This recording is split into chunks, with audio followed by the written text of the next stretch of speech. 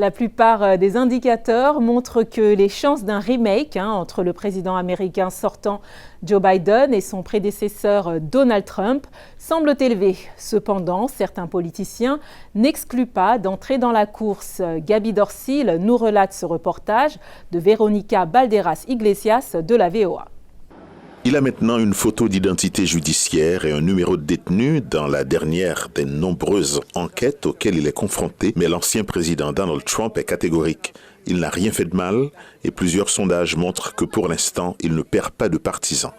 En fait, plusieurs de ses concurrents à l'investiture républicaine pour l'élection présidentielle de 2024 ont déclaré qu'ils le soutiendraient s'il devait remporter la bataille à la nomination.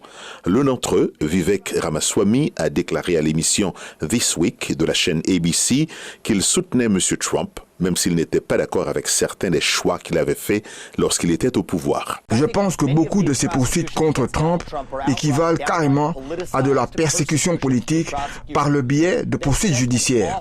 C'est un précédent terrible pour notre pays. Je ne veux pas que nous devenions une république bananière où l'État policier administratif utilise la force policière pour éliminer les opposants de la compétition.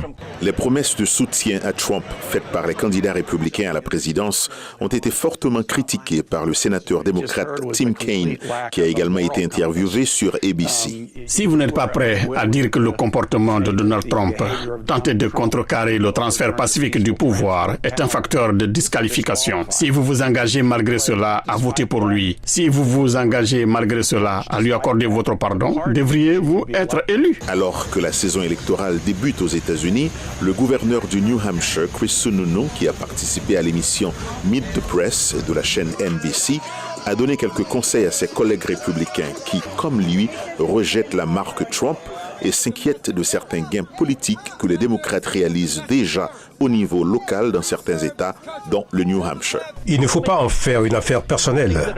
Vous faites des choses qui sont clairement dans le meilleur intérêt des électeurs que vous servez, quel que soit le parti. Je suis un conservateur fiscal convaincu et je veux soutenir les idéaux républicains. Mais cela ne veut pas dire que nous allons plier et enfreindre les règles. Même si les projecteurs sont actuellement braqués sur un éventuel match retour entre Trump et le président sortant Joe Biden, une candidature d'un tiers pourrait modifier la course.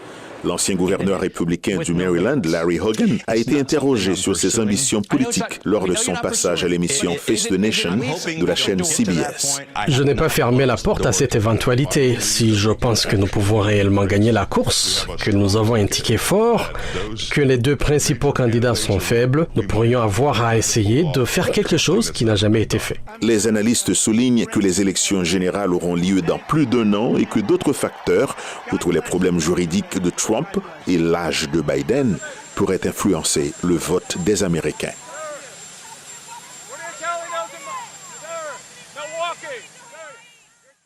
Lors de son apparition lundi à Philadelphie pendant la fête du travail, Biden s'en est pris à Trump à plusieurs reprises à propos de son bilan économique, accusant le dernier de céder des emplois américains à la Chine et de mettre en danger les retraites américaines. Ce n'est que le début de ce qui pourrait être une répétition de la campagne de 2020.